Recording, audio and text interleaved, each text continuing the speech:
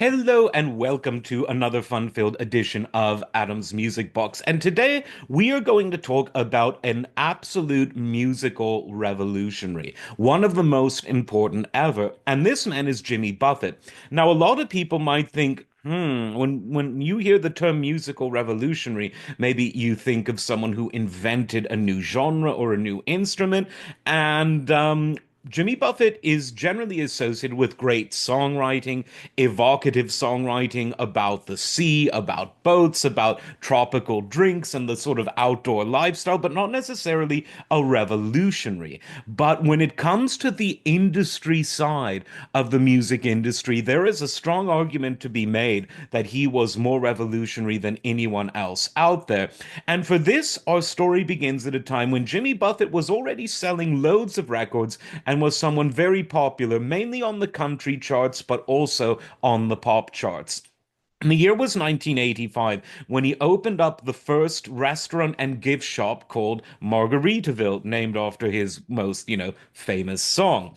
Now, why was this revolutionary?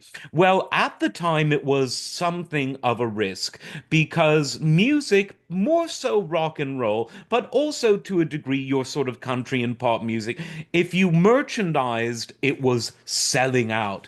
And again, like I said, his genre was a bit safer from that than, let's say, folk rock, which is probably the least prone to wanting to sell it. Get your Arlo Guthrie special brand toothpaste right here. Doesn't have the same ring. But why was this so important? Well, it's about more than making money. It's about finding an alternative way to make money while making original music. Now, in 1985, that would have only been a problem to someone who couldn't get a record deal. If you had a record deal, some were good, some were bad, but generally it was received wisdom that if you're a musician and a professional one at that, your main source of income is through playing concerts and recording albums. And that was pretty much it. Even the merchandise industry, while it existed, it wasn't as big as it later became. And Jimmy Buffett is a big reason it became so important. Now, the villains in this story are the record companies themselves, because as time wore on, they started to exploit musicians more and more, and they started to take advantage of the audience more and more. And this really began in the 90s when the music industry was making loads of money, but where music was really overpriced. And this is especially true of the CD. The CD is cheaper to produce physically than an LP or a cassette, but because it was the newest format of the era, people were paying $20 in some cases for a new regular single CD album. And that's insane. And just look at the price of inflation. Everything has gone up. Price of a compact disc has gone down. So they were really sticking it to people in the 1990s.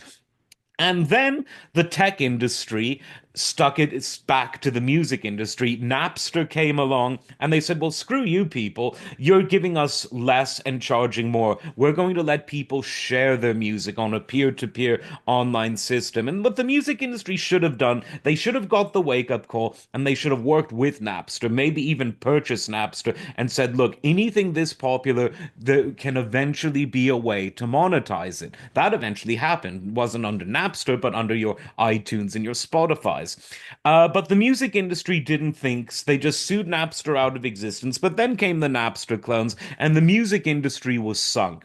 Steve Jobs then came around and said, look, the only way to ever make any money from music recordings again is if you charge people a small enough amount and make the technology so reliable and convenient that it's worth their while. Steve Jobs said, we're going to sell every musical song, every track for $1. The music industry said, far too cheap. He said, okay, go F yourselves and you'll die. So the music industry was saved by becoming subservient to the tech industry. And as Spotify got invented, and then iTunes became Apple Music, and then Amazon now is in the music game, you've got Tidal catering to the hi fi crowd, Cobas as well.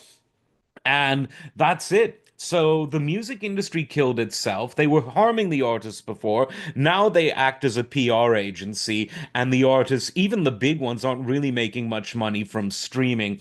So where is a lot of the money coming from? Well, yeah, it's coming from live music, but it's at the concerts where a lot of the revenue is coming from the merchandise sales. Now, what if you were to merchandise your music when you're not having a concert? What if you were to build a permanent way to monetize your artistic output through food, drink, shirts, cups, bumper stickers, call it everything, stuffed animals? Well, that's what Jimmy Buffett did with Margaritaville. And he did it before it was cool. He did it before it was strictly necessary, but he was able to continue on performing music and not charging the top prices for his concerts because he had a solid revenue stream based on selling a lifestyle in the form of the margarita mix and the margarita makers and the parrots and everything else. And that really proved to be a template for other musicians. Sammy Hagar admits that his ability to merchandise his tequila and other drink companies and all of the other paraphernalia that he sells, margarita mix, and because they're both margarita fans, both great musicians too. That was inspired by Jimmy Buffett. And this is something you probably don't hear a lot, but I would say that Jimmy Buffett has been very important to the hip hop community. A lot of hip hop artists got really bad record deals. Think of what happened with NWA and Jerry Heller. And the hip hop community learned very early on that because hip hop is very much about a unique personality, that personality can be leveraged to sell merchandise. Enter Beats by Dre. Dr. Dre's headphones. Look at all of the things that 50 Cent has sold. Snoop Dogg, a master of marketing. His name is now on wine, it's on cannabis, it's on so many other products. Ice Cube has sold many products. The list goes on. I mean, Diddy, well, hopefully those can be used to pay for a good lawyer. But moving on, Kanye West, currently known as Ye, in the fashion industry, he's probably at this point known just as much for fashion as he is for music. And so there are so many examples of in the world of hip hop in particular, but now everyone in music has to merchandise. And if you can sell a lifestyle like Jimmy Buffett did, all the better. And I think it will also help to keep his reputation in good hands because even though he sadly died, people will still want to go to Margaritavilles throughout the world and the other things that Jimmy Buffett sells in terms of this lifestyle brand that he put out there. A true trailblazer. And, 20 years before he needed to, he anticipated just how badly the music industry would start treating the artists. This way, you can sell the margaritas and give your audience what they want when you're in town. A fairly priced ticket to a great night of music that doesn't need to be sponsored by outside forces. Perfect business model, if you ask me. I'd rather give the money to musicians than to an asset management firm. How about you? Like, subscribe, and we'll see you next time. Take care.